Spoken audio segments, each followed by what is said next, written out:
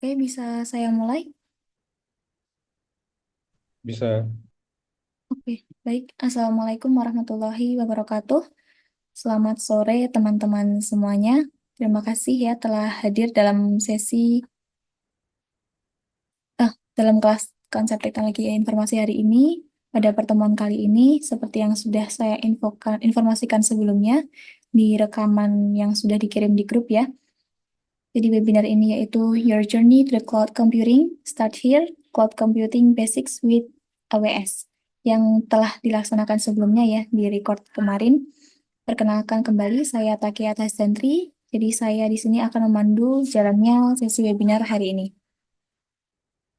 Jadi nanti agenda hari ini kami akan menampilkan rekaman webinar ya untuk memberikan kesempatan bagi yang belum sempat menonton atau ingin mungkin menyegarkan kembali materi yang telah disampaikan. Dan juga kami akan memberi sesi tanya jawab untuk membahas materi webinar lebih mendalam dan juga menjawab pertanyaan dari teman-teman. Baik, teknis pertemuan hari ini nanti kami akan rekaman webinar nanti ya akan ditayangkan tapi terlebih dahulu. Jadi teman-teman silahkan menyimak dengan baik untuk memastikan pemahaman materi yang diberikan. Setelah rekaman selesai, kita akan langsung melanjutkan ke sesi tanya jawab ya. Jadi teman-teman mohon sampaikan pertanyaannya dengan jelas dan singkat kalau bisa agar diskusi berjalan dengan efektif dan kita bisa mengakomodasi lebih banyak pertanyaan. Baik, tanpa berlama-lama lagi, mari kita mulai dengan menayangkan rekaman webinar. Selamat menyimak.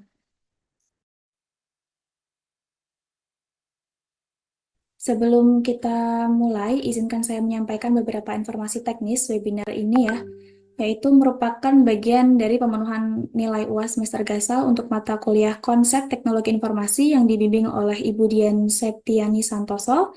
Pada sesi ini kita akan fokus pada penyampaian materi. Rekaman webinar ini nantinya akan tersedia dan dapat ditonton oleh Recording in teman-teman progress. semua. Jadi kami sangat mengharapkan agar rekaman ini nanti sudah ditonton sebelum sesi diskusi di kelas konsep teknologi informasi yang akan diadakan pada tanggal 3 Desember 2024 nanti.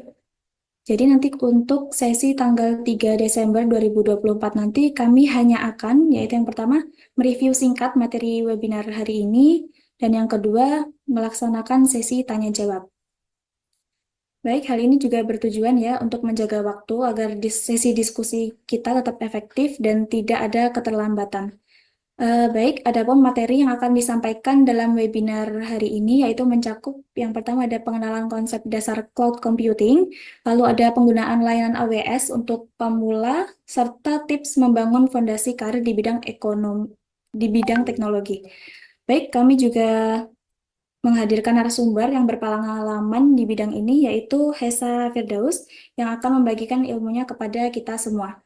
Baik, semoga webinar ini dapat memberikan manfaat serta wawasan baru ya bagi kita semua. Terima kasih atas perhatian dan kerjasama. Tanpa berlama-lama lagi, mari kita mulai acara ini. Kak Hesa, dipersilahkan. Oke, are you ready? Recording One, two, stopped. three.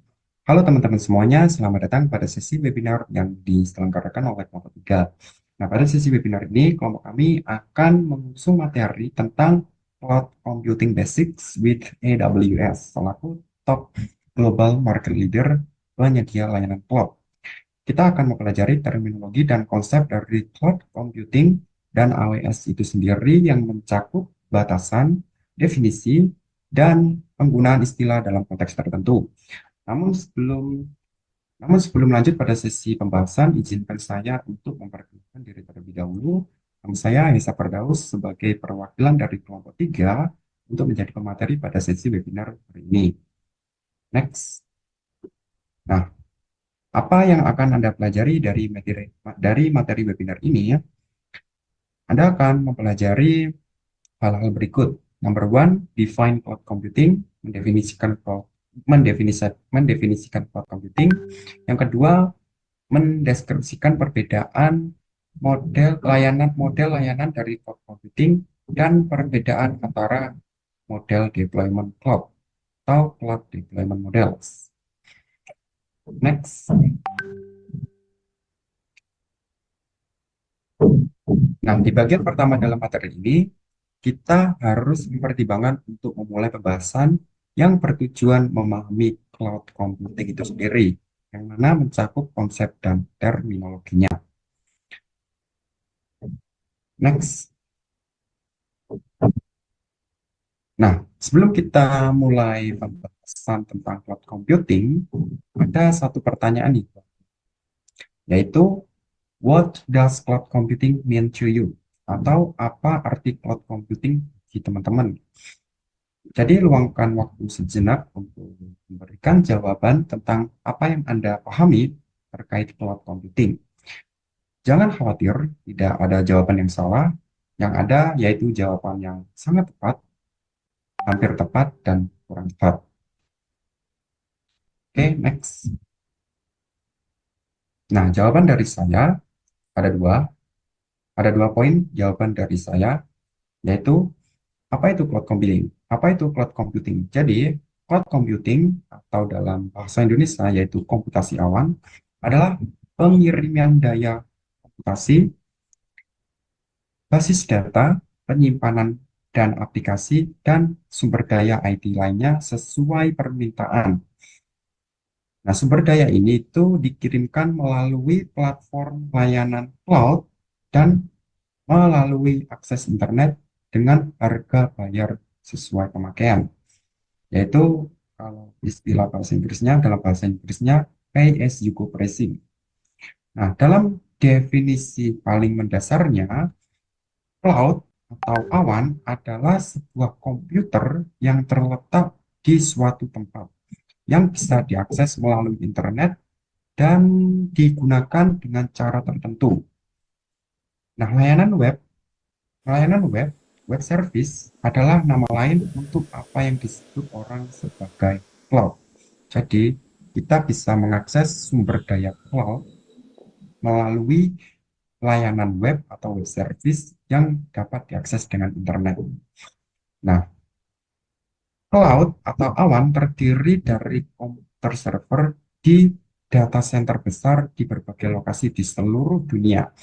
Saat Anda menggunakan layanan cloud seperti layanan cloud yang disediakan oleh Amazon Web Service atau yang kita tidak pakai AWS, Anda itu menggunakan komputer yang dimiliki oleh AWS. Nah, komputer ini berisi berbagai fitur dan layanan teknologi seperti blok bangunan yang dapat Anda gunakan untuk menyusun solusi. Nah, solusi ini dapat membantu pengguna memenuhi tujuan bisnis dan persyaratan teknologi mereka. Dengan komputasi awan atau cloud computing, organisasi dapat diharapkan untuk menggunakan sumber daya komputasi dan menyimpan sesuai permintaan, alih-alih membangun data center sendiri, mengoperasikan data centernya sendiri, dan meningkatkan infrastruktur data center yang dimiliki. Jadi, lebih baik solusi cloud bisa dioptimalkan dengan menggunakan layanan cloud yang ada seperti cloud dari AWS. Next,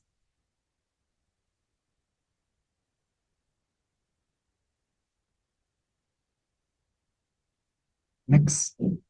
Oh, sebelumnya, sebelumnya, sebelumnya, sebelumnya.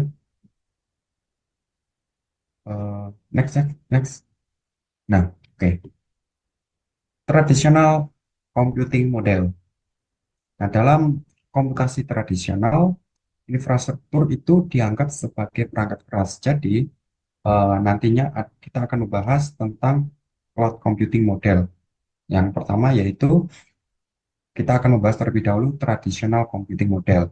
Jadi dalam model komputasi tradisional atau tradisional computing model, infrastruktur itu dianggap sebagai perangkat keras. Mengelola perangkat keras pastinya memerlukan waktu dan sumber daya yang dapat Anda gunakan untuk meningkatkan arsitektur dan aplikasi Anda. Jadi, solusi perangkat keras itu bersifat fisik. Nah, solusi tersebut memerlukan ruang, staf atau karyawan, keamanan fisik, physical security, planning, perencanaan, dan upfront cost atau biaya di muka. Selain itu, Anda harus menyediakan kapasitas yang didasarkan pada perkiraan puncak maksimum teoritis. Jadi terkadang Anda mungkin tidak memenuhi puncak maksimum yang diproyeksikan, atau Anda mungkin melampauinya. Nah, dalam kasus seperti itu, Anda akan membayar sumber daya yang sangat mahal yang tidak digunakan, atau Anda tidak memiliki kapasitas yang cukup untuk memenuhi kebutuhan Anda. Nah, contohnya ya, anggaplah ketika teman-teman ingin membuat situs web baru, teman-teman harus membeli perangkat keras alias data center fisik itu tadi, dan menyusunnya, penumpuknya, meletakkan di pusat data, lalu mengelolanya atau meminta orang lain untuk mengelolanya. Nah, pendekatan ini itu pasti sangat mahal. Lanjut ke next berikutnya, yaitu cloud computing model. Nah, tadi kan tradisional computing model, sekarang model komputasi cloud. Nah, dengan model komputasi cloud atau cloud computing model, Anda dapat berhenti menganggap infrastruktur sebagai perangkat keras dan sebaliknya menganggap sebagai perangkat lunak. Nah, sudah sedikit paham ya, di sini sebaliknya menganggap sebagai software. Nah, mengakses dan menggunakan infrastruktur sebagai perangkat lunak itu menawarkan sejumlah manfaat, terutama manfaat yang paling menonjol yaitu fleksibilitas. Nah, jika kebutuhan Anda bisa berubah-ubah, perangkat lunak dapat berubah lebih cepat, hemat biaya, dan dengan penyesuaian yang lebih sedikit daripada perangkat keras Anda. Model cloud computing model mengatasi beberapa masalah dalam model komputasi tradisional. Salah satu aspek komputasi tradisional yang paling mahal adalah investasi awal atau upfront cost tadi yang kita bahas, biaya investasi di muka yang sangat signifikan untuk memperoleh, menyediakan, dan memelihara infrastruktur di tempat. Dengan model cloud computing model ini, bisnis dapat berjalan dengan solusi baru, dengan cepat, dan dengan biaya awal yang relatif rendah. Kemudian, Anda dapat secara elastis meningkatkan dan menurunkan skala dengan cara otomatis, sehingga Anda hanya membayar untuk apa yang Anda gunakan, atau yang sudah kita bahas tadi, yaitu istilah pay as you go. Bayar ketika Anda membutuhkan dan pergi ketika Anda sudah tidak membutuhkan. Nah, dengan komputasi model cloud, Anda juga dapat memilih layanan yang paling sesuai dengan kebutuhan Anda. Nah, layanan ini memberi Anda fleksibilitas dengan berbagai pilihan dan kemampuan untuk mengubah konfigurasi apapun yang Anda mau. Semua layanan ini disediakan pada infrastruktur yang aman. Dengan AWS, dengan AWS atau Amazon Web Service, kepanjangannya AWS itu Amazon Web Service, Anda tidak perlu mengantisipasi kebutuhan perangkat kelas Anda sebelumnya, memesan, memasang, dan mengaturnya di pusat data Anda. Nah, Anda juga tidak perlu menjalani siklus pengadaan yang panjang. Dengan beberapa klik, Anda dapat menyediakan apa yang Anda butuhkan dan semuanya tersedia dalam hitungan menit. Oke, next kita lanjut ke cloud service models. Nah, cloud service models atau model layanan cloud. There are three cloud service models atau ada tiga model layanan cloud. Yang pertama yaitu IaaS atau kepanjangannya Infrastructure as a Service. Kedua, PaaS, Platform as a Service. Dan yang ketiga yaitu SaaS, Software as a Service. Nah, dari ketiga ini apa sih itu masing-masing dari model layanan cloud ini? Nah, yang pertama yaitu Infrastructure as a Service atau disingkat sebagai IaaS. Nah, layanan ini Anda dapat mengelola server yang dapat berupa fisik atau virtual dan sistem operasi atau operating system seperti Microsoft Windows atau Linux secara umum. Nah, penyedia pusat data ini tidak memiliki akses ke server Anda. Jadi, apa ya? Infrastruktur secara fisik itu tadi Anda dapat akses melalui internet, melalui cloud seperti yang tadi itu cloud AWS. Anda hanya perlu internet, mengaksesnya melalui platform web. Jadi Anda dapat memiliki infrastruktur selayaknya infrastruktur fisik tradisional computing tadi, dan Anda dapat mengaturnya melalui internet. Yang kedua yaitu PaaS atau Platform as a Service. Nah, dengan platform as a service atau platform sebagai layanan, orang lain mengelola perangkat keras dan operating system yang mendasarinya. Dengan opsi ini, Anda dapat menjalankan aplikasi tanpa perlu memikirkan infrastruktur yang mendasarinya, seperti patching, pembaruan, pemeliharaan perangkat keras dan operating system. Jadi Anda tidak perlu memikirkan hal-hal tadi. Nah, di PES ini juga Anda dapat menyediakan kerangka kerja atau framework bagi pengembangan yang dapat Anda bangun untuk membuat aplikasi yang bisa disesuaikan. Nah, ketimbang IaaS tadi, kalau IaaS Anda kan pasti memikirkan update sistem, perubahan ininya apa komponen-komponen fisiknya, seperti kita perlu mengatur ini jumlah kapasitas memori, contohnya jumlah kapasitas storage sesuai dengan kebutuhan. Tetapi kalau Anda di platform as a service, Anda tidak perlu memikirkan seperti pembaharuan, pemeliharaan perangkat keras, dan update sistem. Dan yang terakhir dari model service cloud ini yaitu SaaS alias Software as a Service. Nah, dengan SaaS atau SaaS, Anda bisa mengelola file sementara Anda bisa mengelola file Anda sementara penyedia layanan mengelola semua pusat data, server, jaringan, penyimpanan, pemeliharaan, dan patching. Anda hanya menangani Anda hanya menangani perangkat lunak dan cara Anda ingin menggunakannya. Jadi Anda diberikan produk lengkap yang dijalankan dan dikelola oleh penyedia layanan. Contoh seperti Facebook dan Dropbox adalah contoh software as a service. Jadi Anda mengelola kontak Facebook dan file Dropbox, dan penyedia layanan mengelola sistemnya. Jadi pihak AWS lah yang mengelola penyedia layanan itu tadi, dan kita hanya menggunakan sistem yang sudah dikelola oleh AWS. Jadi gitu. Next. Nah, selanjutnya kita akan membahas tentang model dari layanan cloud, dan siapa yang mengaturnya. Nah, Anda bisa lihat yang warna hijau itu Anda yang mengelola, dan yang warna ungu yaitu orang lain yang mengelola.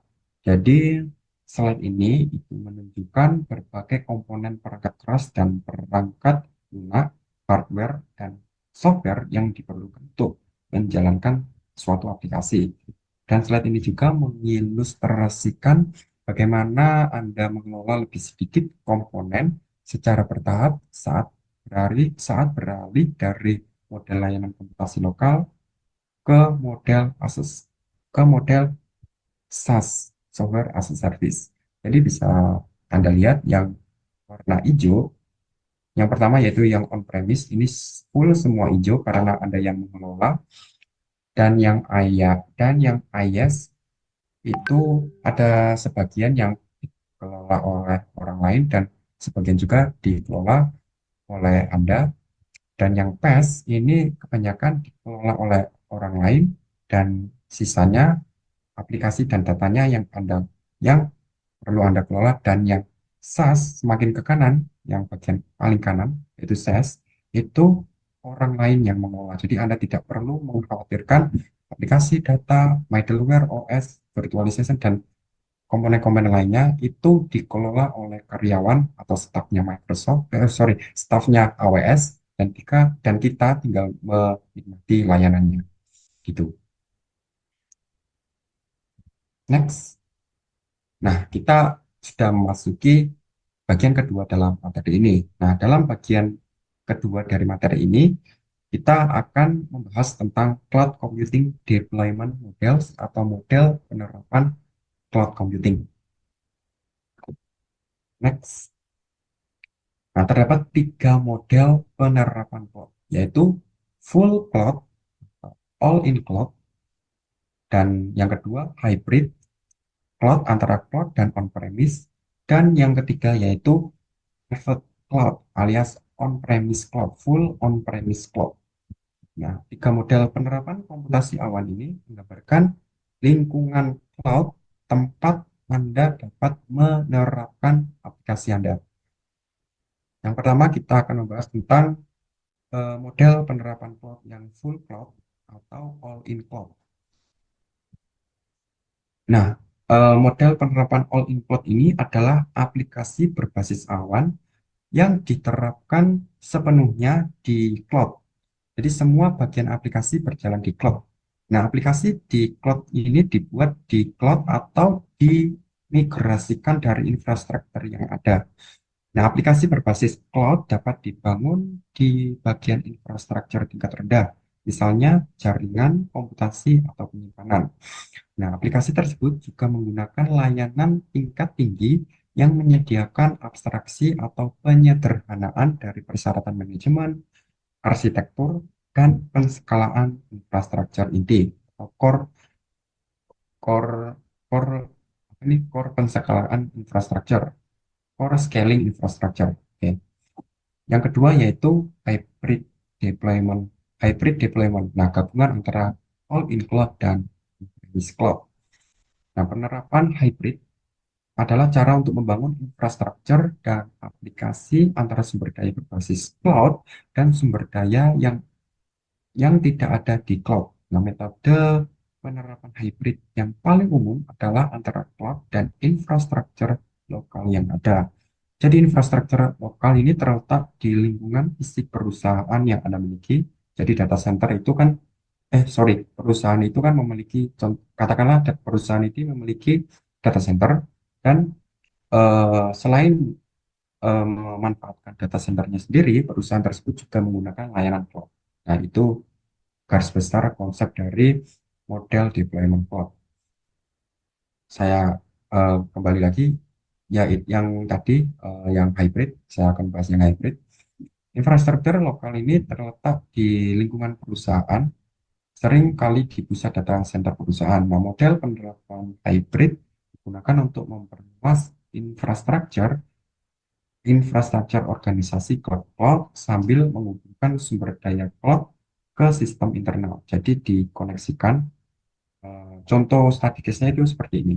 Misalkan apa ya?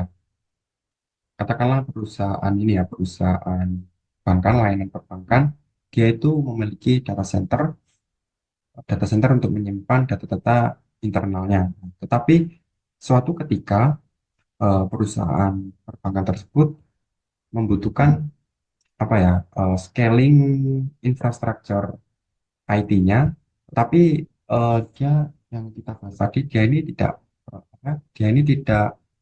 apa ya, tidak siap dengan biaya investasi awal yang besar itu. Nah, makanya eh, solusi yang diambil dari perusahaan perbankan ini pasti menggunakan layanan cloud untuk mengantisipasi biaya investasi yang besar di awal itu tadi. Jadi perusahaan perbankan ini memanfaatkan penggunaan arsitektur deployment model cloud antara antara full on in cloud dan private on premise. Jadilah model deployment hybrid. Nah, jadi gitu digabungkan antara cloud dan private atau on premise cloud. Dan yang terakhir yaitu full private atau on premise cloud. Nah, bila teman-teman atau perusahaan Anda menjalankan infrastruktur cloud dari pusat data Anda sendiri, maka itu disebut cloud private atau local cloud yang sering disebut sebagai on-premise. Nah, meskipun jenis deployment atau penerapan ini tidak memiliki banyak manfaat, tetapi yang menyediakan sumber daya khusus. Nah, ini adalah pilihan populer di organisasi yang harus memenuhi standar kepatuhan tertentu. Dan dalam banyak kasus, model penerapan ini sama dengan infrastruktur IT lama, tetapi menggunakan manajemen aplikasi dan virtualisasi untuk meningkatkan pemanfaatan sumber daya. Next. Nah, kita akan membandingkan antara eh, infrastruktur cloud, all in cloud, dan infrastruktur on-premise. Termasuk keuntungan dan ini ya, kekurangannya. Nah, dengan solusi cloud, Anda tidak perlu yang kita bahas yang kita singgung tadi. Jadi Anda tidak perlu melakukan investasi biaya besar di awal. Nah, dengan demikian Anda dapat menghindari biaya awal yang sangat besar yang diperlukan untuk solusi lokal. Nah, Anda memiliki akses langsung ke sumber daya. Anda tidak perlu membeli, memasang, dan mengonfigurasi perangkat keras di lokasi fisik yang memiliki fasilitas yang sesuai, seperti pendinginan dan sumber daya lainnya. Sebaliknya, kabel, rak, server, dan penyimpanan itu sudah disediakan oleh penyedia layanan cloud seperti AWS ini. Jadi Anda memilih apa yang akan Anda pesan dan membayar sumber daya yang Anda butuhkan, yang tersedia hampir seketika. Jadi sangat cepat. Jadi misalkan saya membutuhkan komputasi dengan apa ya dengan kualifikasi atau dengan spesifikasi yang seperti ini, AWS pasti menyediakannya, pasti sudah tersedia dan bisa disediakan seketika atau beberapa menit sudah hadir, sudah ada gitu. Jadi misalkan teman-teman ingin ini ya, contoh mendeploy aplikasi, mendeploy file-file aplikasi itu di cloud. Nah, teman-teman membutuhkan sumber daya komputasi seperti apa, jenisnya, itu pasti selalu ada. Tinggal teman-teman pilih sesuai dengan kebutuhan teman-teman. Itu sih. Nah, itu ada ini apa? Poinnya, no upfront investment, low ongoing costs, focus on innovation. Jadi teman-teman fokus pada inovasi, tidak perlu memikirkan infrastruktur IT. Nah, seluruh infrastruktur IT sudah dikelola oleh pihak AWS kalau teman-teman menggunakan model deployment cloud. Speed and agility, kecepatan dan kemampuan. Dan yang terpenting yaitu global reach on demand. Selanjutnya yaitu ini, keuntungan dan kekurangan private on-premise. Nah, dengan infrastruktur lokal atau on-premise cloud, on-premise, private on-premise, sulit untuk memberikan kinerja yang hebat kepada basis pengguna yang tersebar. Jadi contohnya ketika pengguna teman-teman memiliki suatu aplikasi dan penggunanya itu ada di berbagai belahan dunia. Nah, kalau teman-teman menggunakan solusi infrastruktur IT yang model on-premise, nah itu teman-teman mendeploy aplikasinya ke infrastruktur internal di situ, tetapi ada pengguna dari aplikasi teman-teman itu, katakanlah di luar di luar negara, katakanlah di Malaysia. Nah, itu kan untuk akses ke data ke teman-teman ini susah gitu loh, dan butuh waktu juga dan nggak cepat gitu loh. Nah, itu solusinya yaitu teman-teman bisa men-scalingkan ini dengan menggunakan apa model deployment yang hybrid buat mengatasi masalah hal tersebut biar mengurangi ini ya dan meningkatkan latensi itu sih. Jadi kita kembali ke yang tadi kekurangan dan keuntungan menggunakan model deployment private atau on-premise. Nah, dengan infrastruktur lokal sulit untuk memberikan kinerja yang hebat kepada basis pengguna yang tersebar. Pembelian investasi atau pembelian segala infrastruktur di awal itu sangat besar. Nah, ini juga padat karya dan mencakup patch, siklus pemutakhiran dan administrasi sistem dengan kapasitas tetap.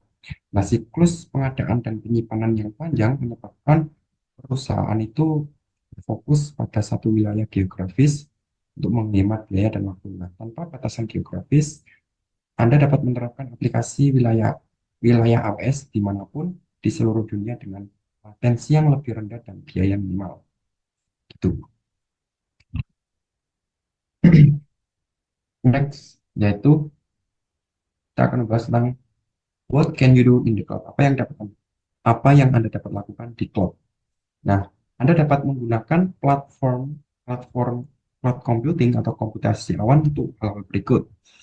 Application hosting, backup and storage, content delivery, websites, enterprise IT, dan solusi database. Jadi, yang pertama Anda bisa menghosting aplikasi untuk infrastruktur sesuai permintaan yang menghosting aplikasi internal atau SaaS. Yang itu tadi yang kita bahas, Jadi teman-teman tidak perlu memikirkan komponen-komponen fisik atau mengatur komponen-komponen hardware dan softwarenya. Jadi teman-teman tinggal pakai layanan SaaS itu tadi, software as a service. Yang kedua yaitu kemampuan backup, pencadangan dan penyimpanan untuk menyimpan data dan membangun solusi pencadangan yang dapat diandalkan. Yang ketiga, pengiriman konten untuk mendistribusikan konten ke seluruh dunia dengan kecepatan transfer yang tinggi.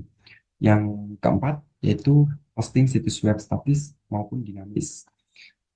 Yang kelima, perusahaan IT untuk menghosting aplikasi internal IT-nya atau eksternal di AWS Cloud. Dan yang terakhir, Anda dapat berbagai solusi, Anda dapat berbagi solusi basis data yang dapat diskalakan dari perangkat lunak berbasis data perusahaan yang dihosting hingga solusi basis data non-relasional. Oke, selanjutnya, next. Nah, key takeaways inti dari materi hari ini. Nah, materi hari ini mencakup beberapa hal penting, yaitu yang pertama, cloud computing. Cloud computing is the on-demand delivery of IT resources online with pay-as-you-go pricing. Jadi, teman-teman, dengan cloud computing merupakan pengiriman sumber daya IT sesuai permintaan on demand melalui internet dengan harga bayar sesuai pemakaian atau pay-as-you-go pricing. Yang kedua, with cloud computing, dengan cloud computing, Anda dapat menganggap dan menggunakan infrastruktur Anda sebagai perangkat lunak. Yang tadi itu kita bahas terkait model on-premise dan cloud ini yang dan full cloud itu Anda dapat menganggapnya sebagai perangkat lunak karena Anda mengakses melalui platform AWS dan Anda bisa mengatur sumber daya IT yang Anda butuhkan. Yang ketiga, Dengan yang ketiga yaitu terdapat tiga model layanan cloud, yaitu IaaS, PaaS, dan SaaS. Yang keempat, tiga model penyebaran cloud, yaitu cloud, hybrid, dan private. Dan yang terakhir, yaitu hampir semua hal yang dapat Anda lakukan dengan IT tradisional, with traditional IT, dapat juga diimplementasikan sebagai layanan cloud computing di AWS. Nah, itu saja yang bisa saya sampaikan. Kurang lebihnya mohon maaf. Terima kasih. Assalamualaikum warahmatullahi wabarakatuh.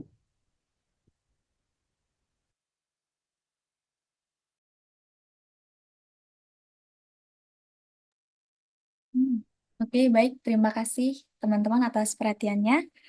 Eh, jadi bisa kita langsung ke sesi tanya jawab aja ya mungkin. Baik, jadi untuk sesi tanya jawab ini kami mohon untuk teman-teman mengetikkan pertanyaannya di kolom chat atau boleh juga langsung on mic ya. Nanti bisa di chat dengan nama lengkap, NRP dan juga isi pertanyaan dengan jelas. Baik, mungkin setelah semua pertanyaan terkumpul, nanti kami akan mungkin ditampung dulu ya. Nanti kami akan membacakan satu persatu untuk dijawab secara terstruktur. Baik, dipersilahkan untuk teman-teman jika ada pertanyaan. Kami tunggu ya.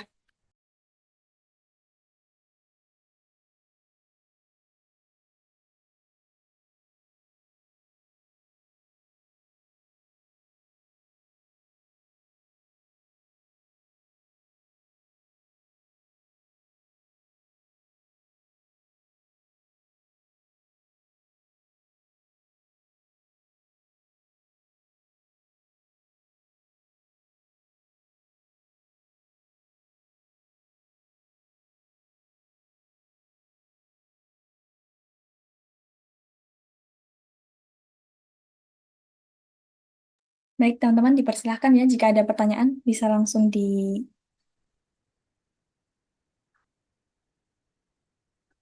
diketikkan di chat dengan nama serta NRP-nya. Kami tunggu ya. Terima kasih.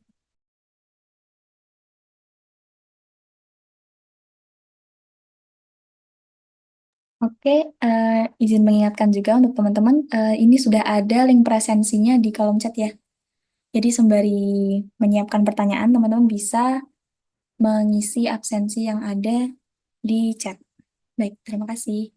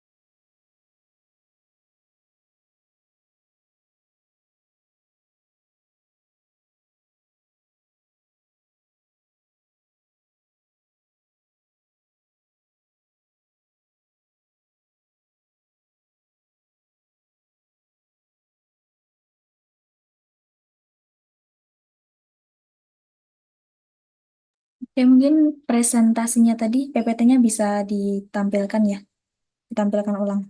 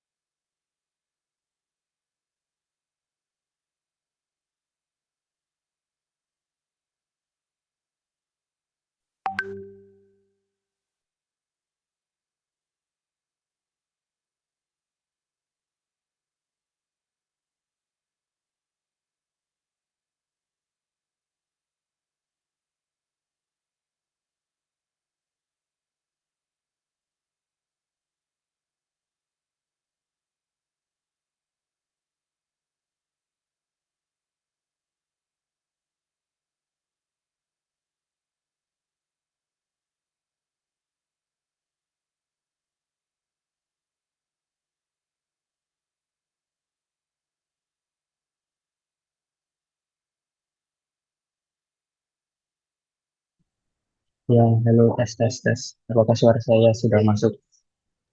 Iya, Kak Davi, sudah terdengar. Mungkin bisa dibantu jawab ya.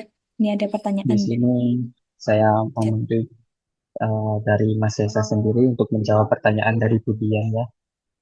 Bisa saya ulangin pertanyaan dari Budian untuk servis dan servis AWS dan aplikasi sistem tertentu yang bisa diterapkan ya. Eh, AWS sendiri itu yang saya pelajari dan saya tahu itu memiliki beberapa layanan seperti Amazon EC2 yaitu Elastic Compute Cloud yang menyediakan server virtual. Jadi bisa dibilang eh, kita tinggal plug and play apa yang mau kita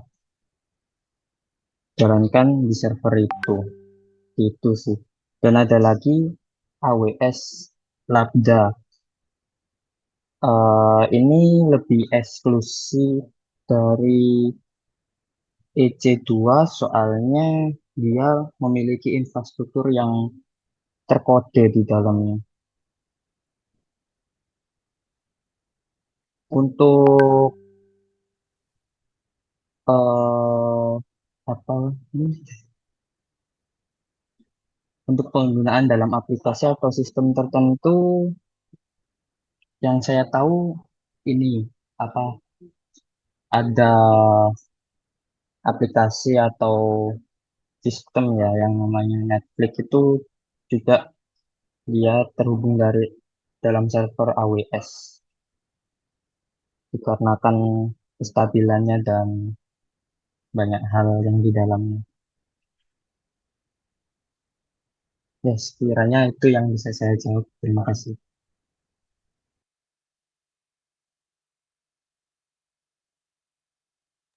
Oke, baik. Lalu ini ada pertanyaan kedua tadi ya. Mm-mm. Baik, Ibu. Terima kasih juga atas pertanyaannya. Ini ada pertanyaan dari Muhammad Airul Mustaqim. Ini ya, saya ingin bertanya seputar model deployment. Apa tantangan yang mungkin dihadapi saat mengimplementasikan model hybrid di AWS? Oke, mungkin bisa dijawab, Mas. Silakan.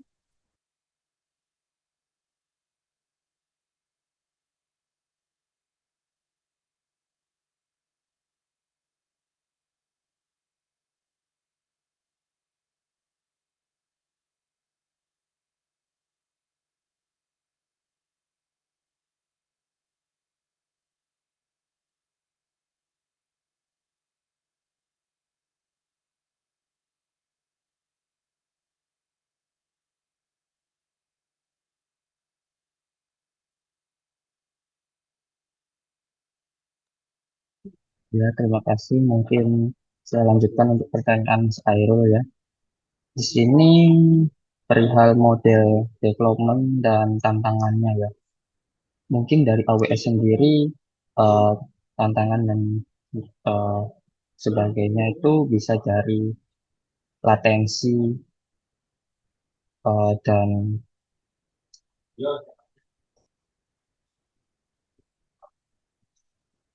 bandwidth ya.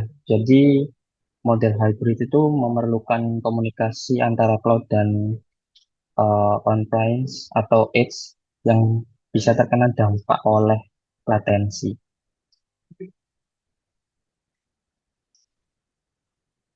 Dan apa lagi sekiranya? Pengimplementasian ya.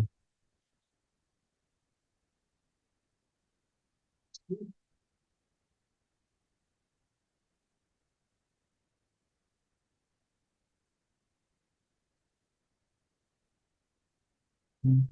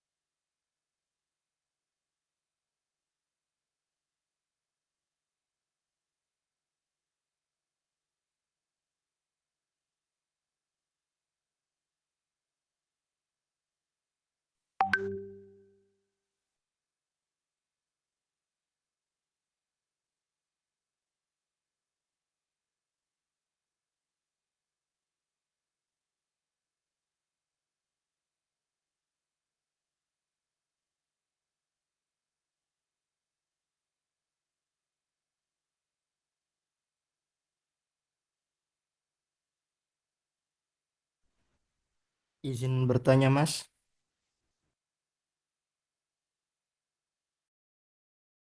Ini dari Kak Rafikul tadi ya. Mungkin bisa ditulis di itu dulu, Kak, di chat dulu. Soalnya nunggu antri kita urutkan pertanyaannya. Oh, oke. Iya, baik. Kirain dari on mic gitu. Berarti Iya, dari boleh. chat ya, Kak ya? Iya, boleh on mic, tapi nanti tunggu gantian sama teman-teman yang lain dulu, yang sudah mengajukan pertanyaan terlebih dahulu. Seperti itu. Oke, Kak. Oke, terima Mas. kasih.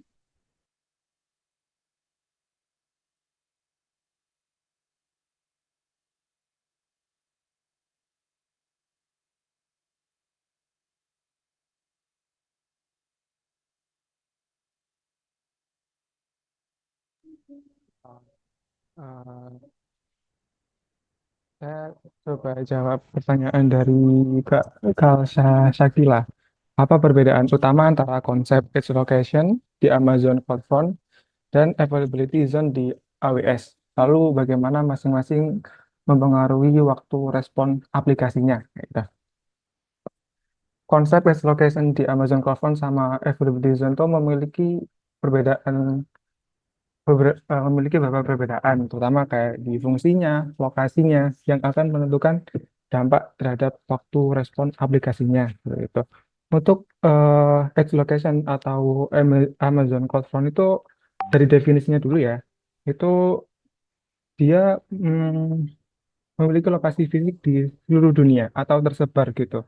Dia untuk menyimpan cache konten sehingga dia mengurangi latensi yang biasanya digunakan untuk content delivery network atau bisa disebut dengan CDN. Kemudian fungsi utamanya itu untuk mempercepat penyajian konten statis seperti gambar, video, file, dan lainnya ke pengguna terakhir kayak gitu. Dan dia juga menyimpan salinan konten yang sering diakses oleh pengguna. Seperti yang tadi di-mention yaitu menyimpan cache konten kayak gitu.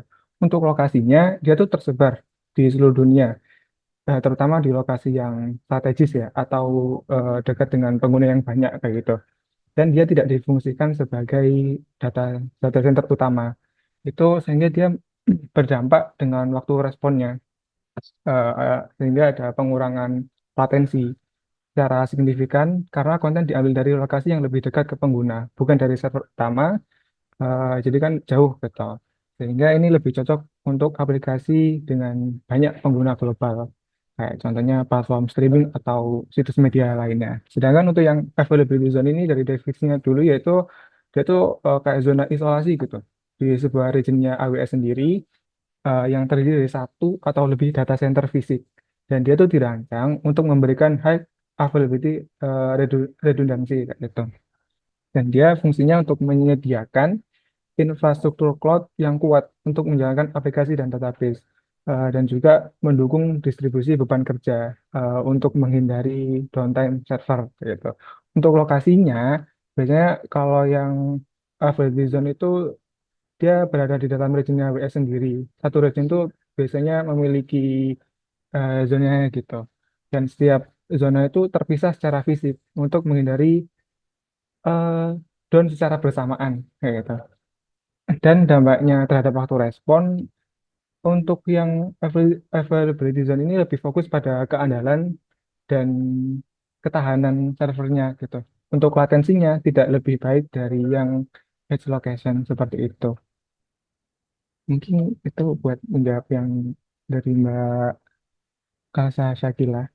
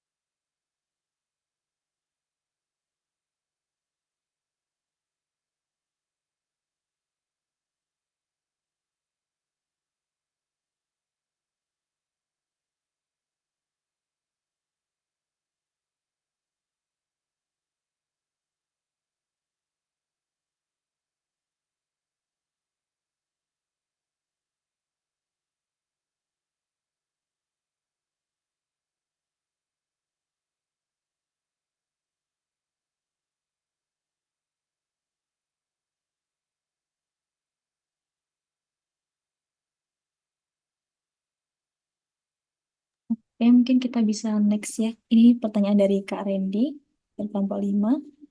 Mohon maaf kalau sedikit out of topic. Baru-baru ini saya membaca artikel dari sebuah perusahaan teknologi yang berhenti menggunakan cloud computing dan malah beralih ke on-premise. Sebelumnya mereka menggunakan AWS dan Google Cloud. Bagaimana tanggapan kelompok Anda mengenai hal ini? Oke.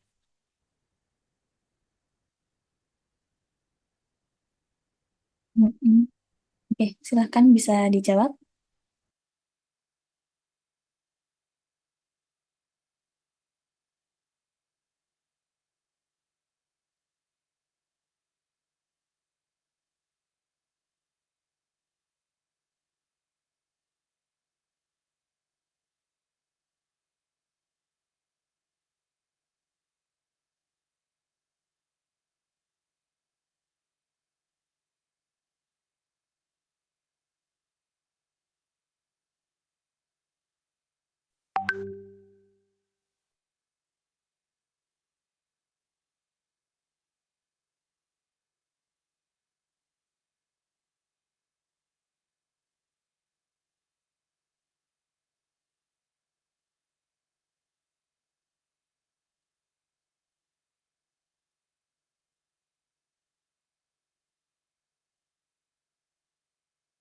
Oke, mungkin sambil dibaca dulu ya artikelnya dari kelompok yang tadi disampaikan oleh Kak Randy. Untuk pertanyaannya mungkin saya batasi ya sampai Kak Juhra mungkin untuk saat ini sampai situ dulu. Mungkin nanti kita lihat waktu. Oh ya, ini waktunya juga sudah melewati ya sebenarnya. Oke, sambil menunggu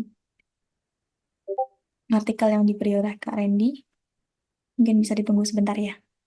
Hmm, Oke, saya izin Oke, sudah ada ya mungkin jawabannya. ini di sembari menunggu teman-teman membaca artikelnya, saya coba jawab Hmm, yang pertanyaan dari Mas Adrian Hadinata.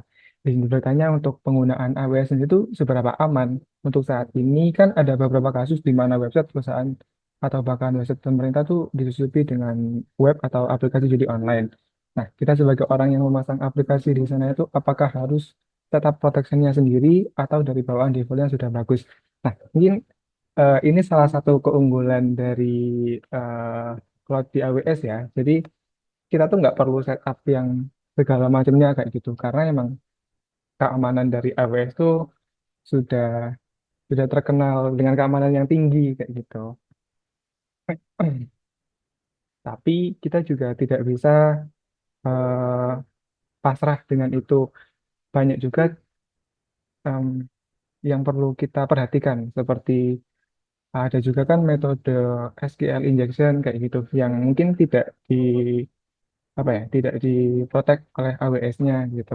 Cuman kalau dari AWS sendiri itu sudah cukup aman seperti itu. Adapun keamanan bawaan dari AWS itu ada AWS Shield, terus ada AWS WAF, sama ada encryption kayak gitu. Jadi kalau dari keamanan bisa dibilang kalau pakai AWS itu jauh lebih aman ya daripada on-premise server. Terlebih kalau semisal tidak punya teknisi jaringan mungkin kayak gitu. Jadi bisa lebih terjamin seperti itu.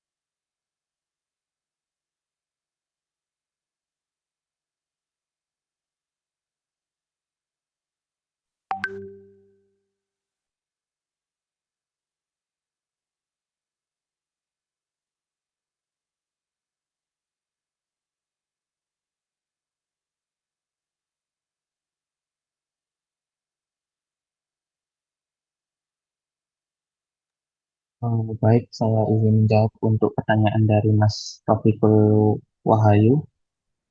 Di sini pertanyaannya meliput dari transisi tradisional computing ke cloud computing ya. Khusus dikhususkan dari pembahasan ini kan untuk AWS. Tadi udah disebutkan untuk tradisional computing memerlukan biaya yang banyak gitu kan di awal dan untuk perawatan serta kinerjanya mungkin ya atau keamanan juga itu sangat rentan. Dan untuk transisinya ke cloud computing AWS itu sangat baik menurut saya. Eh, Bisa dibilang investasi untuk perusahaan yang mau eh, servernya itu menjadi lebih baik gitu ya atau go public gitu. Jadi bisa banyak apa bisa dibilang investasi jangka panjang untuk ke depannya. Ya, saya cukupkan sih. Terima kasih.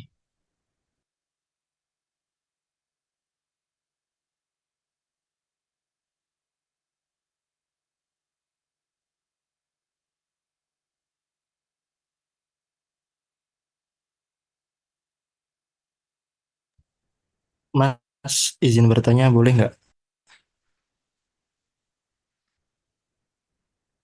Untuk yang jawaban Masnya tadi, Ya,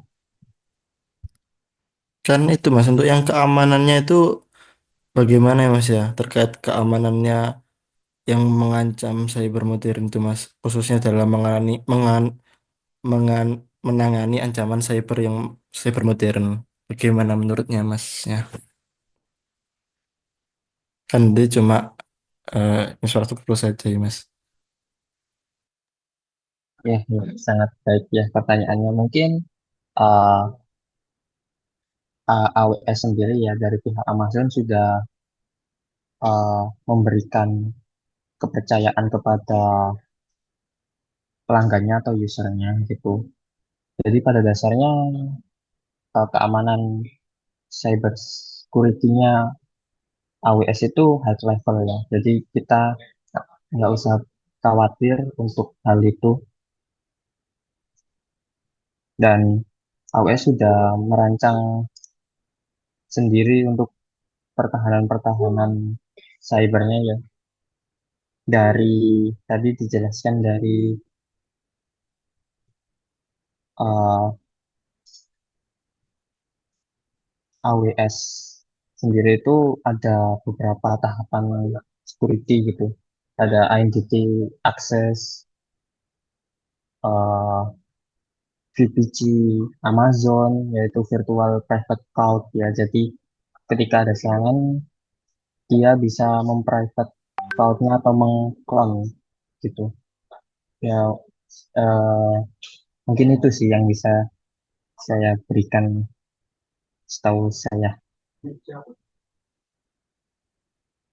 Oke Mas, terima kasih. Dan untuk langkahnya yang biasanya diambil perusahaan memastikan kelangsungan bisnis mereka tuh bagaimana Mas ya? Ketika beralih dari model tradisional ke cloud-nya.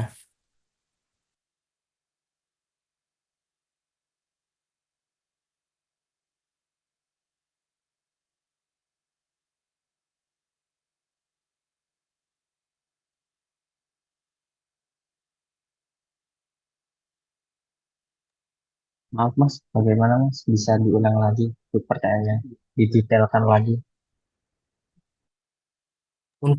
Untuk yang keamanan tadi saya kira sudah cukup membantu pengetahuan saya yang Mas berikan kepada saya.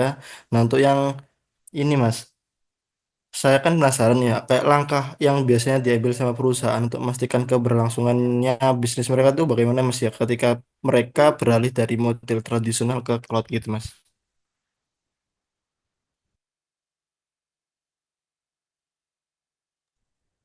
Menurut saya keberlangsungannya baik sih.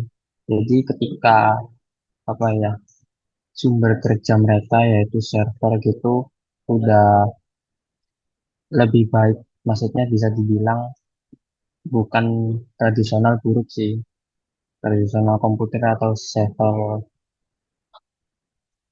tradisional itu buruk, tapi untuk konteks ini, hal ini cloud AWS itu sangat baik ya ke depannya untuk investasi jangka panjang atau mau eh, melebarkan bisnis di bidang apapun itu, terutama pada server.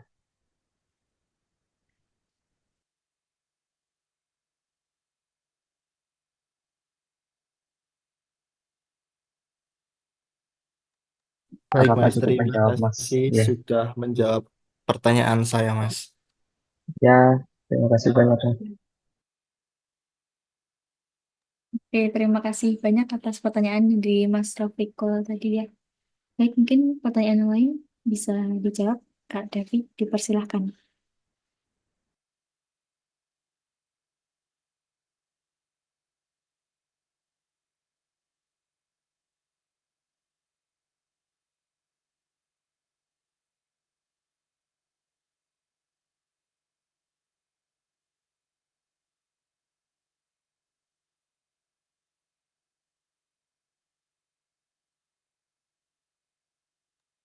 Oke, karena Mas Davinya lagi sholat, saya coba jawab pertanyaan dari Mbak Jufra Prawitasita. Jika kita berbicara tentang skalabilitas, model tradisional seringkali membutuhkan perencanaan kapasitas yang kompleks berdasarkan puncak penggunaan teoritis. Dalam hal ini, bagaimana cloud computing dapat memberikan pendekatan yang lebih fleksibel? Hmm,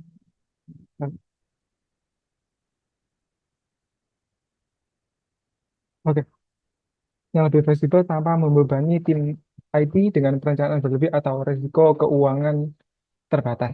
Oke, jadi cloud computing itu memberikan fleksibilitas untuk skalabilitas kepada kita gitu dibandingkan dengan model tradisional atau server on premise. Ada beberapa ini yang sudah disediakan sama AWS, ada fitur auto scaling sama resource provisioning di cloud. Sehingga layanan itu dapat mengurangi atau menambah kapasitas secara otomatis berdasarkan request yang ada pada saat itu. Mungkin bisa dikenal dengan nama load balancing yang menyesuaikan jumlah instance server yang diperlukan berdasarkan trafficnya. Mungkin kalau teman-teman pernah dengar Docker, nah itu ada beberapa service yang dibagi dari beberapa worker kayak gitu. Nah itu ada pengaturan yang ngebuat semisal trafficnya mencapai batas sekian, maka akan menambah instance baru lagi, sehingga tidak akan terjadi downtime kayak gitu. Nah, itu keunggulannya pakai cloud computing. Jadi nggak perlu ribet mikirin kalau misalnya nanti trafficnya melebihi dari yang diperkirakan kayak gimana kayak gitu. Karena ada fitur auto scaling. Atau ini juga merujuk sama AWS Cloud yang pakai model pay as you go kayak gitu ya. Jadi semakin banyak request, trafficnya semakin tinggi, nah mungkin nanti invoice-nya tuh bakal membengkak kayak gitu. Itu cukup eh, cukup segitu dulu untuk pertanyaan dari Mbak Divra Prawitasita.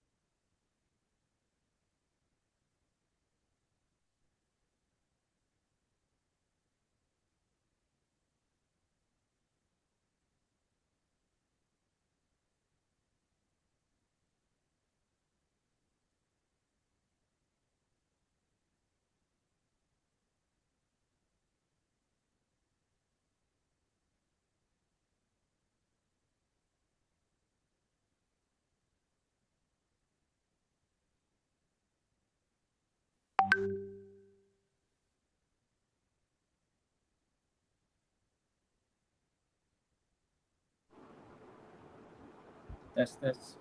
Permisi, izin menjawab untuk pertanyaannya Mas Randy. Jadi keputusan untuk beralih dari cloud ke on-premise itu biasanya didorong oleh kebutuhan akan kontrol terhadap data ya. Terus kemudian efisiensi biaya, kemudian peningkatan performa khusus yang sulit dicapai di cloud. Contohnya, perusahaan di sektor dengan regulasi ketat mungkin akan memilih on-premise daripada memilih cloud.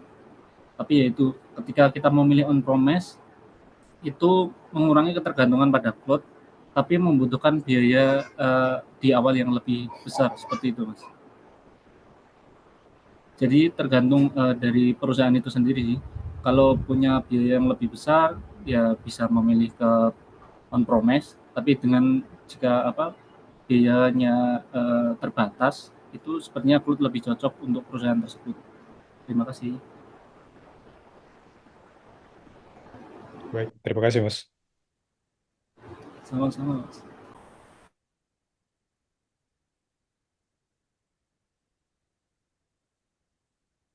Yes.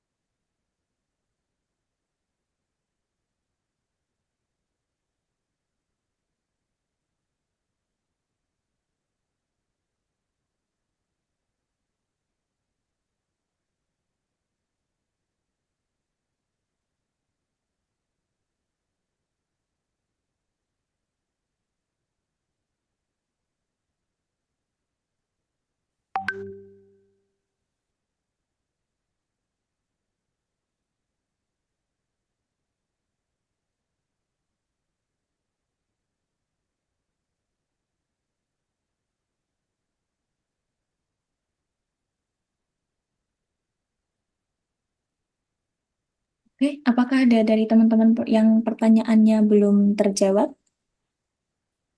Atau sudah terjawab semua?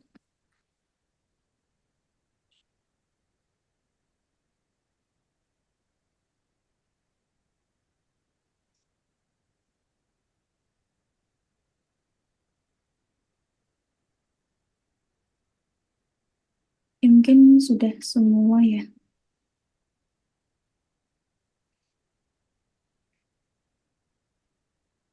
Oke, ini ada Kak Eka Setio. Iya, izin Mbak Takia, untuk pertanyaan saya tadi belum terjawab, Mbak. Oh ya, oke. Maaf, sebentar. Oke, Hmm, terima kasih. iya, ini tadi ya, izin Mas, bertanya. Jelaskan bagaimana cara kerja proses integrasikan layanan AWS dengan sistem on-premises tanpa mengorbankan kinerja atau keamanan. Oke, silahkan dijawab. eh, izin menjawab pertanyaan dari Mas Muhammad Airul Mustaqim, eh, yaitu apa tantangan yang mungkin dihadapi saat mengimplementasikan model hybrid di AWS. Nah, mengimplementasikan model hybrid di AWS yang menggabungkan infrastruktur on-premise dan cloud itu memiliki beberapa tantangan utama. Yang pertama yaitu menghubung konektivitas dan integrasi. Nah, menghubungkan server on-premise dengan AWS itu bisa sulit karena membutuhkan koneksi yang cepat. Jika koneksi lambat atau tidak stabil, eh, aplikasi bisa terganggu. Jadi solusinya adalah menggunakan layanan seperti AWS Direct Connect atau VPN untuk menjaga koneksi agar stabil. Setelah itu ada manajemen data dan latensi. Data yang dipindahkan antara server lokal dan cloud itu bisa menambah waktu respon, terutama jika aplikasi butuh akses cepat ke data. Setelah itu ada keamanan dan kepatuhan. Menjaga data aman di lingkungan cloud atau cloud dan on-premise itu bisa sulit. Jadi Anda perlu memastikan bahwa data itu terenkripsi dan hanya dapat diakses oleh yang berwenang. Setelah itu ada pengelolaan sumber daya. Mengelola banyak server di dua tempat itu bisa rumit. Jadi Anda perlu memastikan bahwa semua sistem itu berjalan dengan baik, baik di cloud maupun on-premise. Setelah itu ada yang terakhir ada biaya yang yaitu menjalankan sistem cloud dan on-premise itu bisa mahal jika tidak dikelola dengan baik. Jadi Anda perlu memantau penggunaan dan biaya secara teratur menggunakan alat seperti AWS Cost Explorer untuk memastikan bahwa Anda tidak menghabiskan lebih dari yang diperlukan. Mungkin seperti itu dari Mas Muhammad Airul Mustaqim. Oke, maksudnya di pertanyaan dari Kak Eka ya. Kak Eka Setiawati. Ya, betul ya. Iya, Mbak. Oke, sudah menjawab ya Kak Eka? Tadi Hmm. bukan Tadi dari pertanyaan saya ya? Jadi yang Airo apa yang... tadi saya Mas Muhammad Airul Mustaqim. Oh, oke, oke. Baik, maaf. Oke, Oke. mungkin pertanyaan dari Kak Eka bisa dijawab.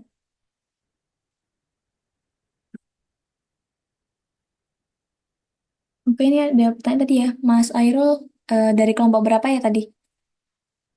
Belum tercantum. Kelompok 2, Kak.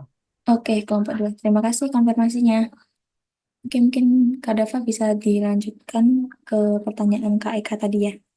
Dipersilahkan.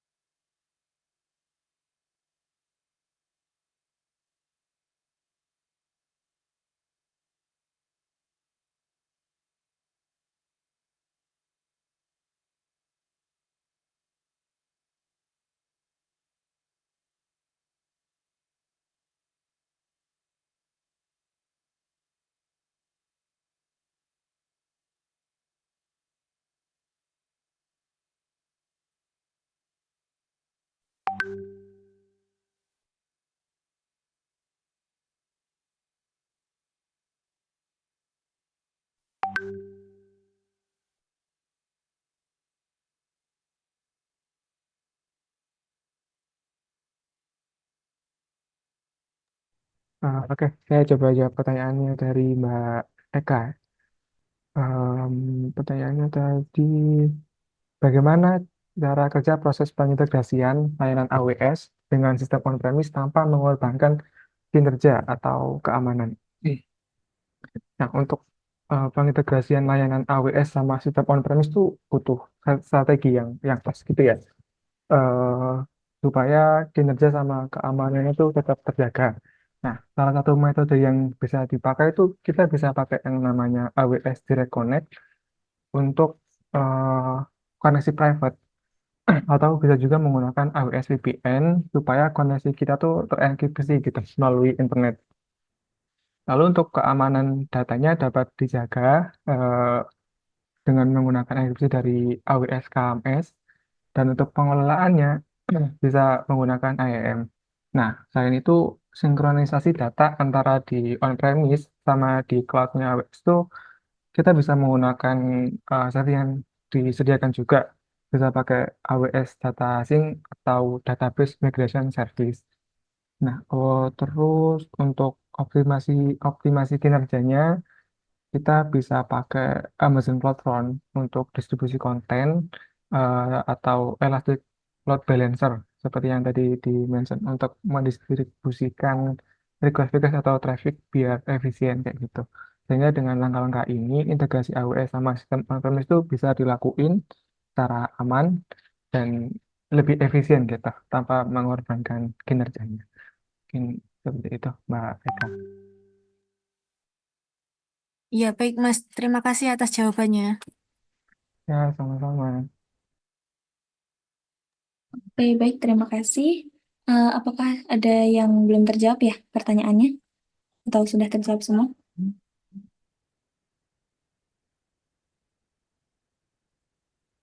Oke, mungkin sudah semua ya. Bisa saya tutup karena sudah menunjukkan pukul 6 kurang 5 menit. Baik, bisa saya tutup ya. Oke, terima kasih banyak kepada teman-teman yang sudah bergabung dan aktif berpartisipasi dalam webinar hari ini. Tadi kita sudah banyak bahas itu ya, hal-hal tentang cloud computing, tadi dengan materinya Kaisa Firdaus. Baik, semoga ilmunya bermanfaat buat teman-teman semua, khususnya yang lagi ada merintis juga nih, mungkin ada yang di cloud computing juga. Terima kasih juga atas pertanyaan-pertanyaan yang keren banget ya tadi dari teman-teman, dan ada pertanyaan dari Ibu Dian juga tadi. Jadi bikin diskusi kita makin hidup. Oke.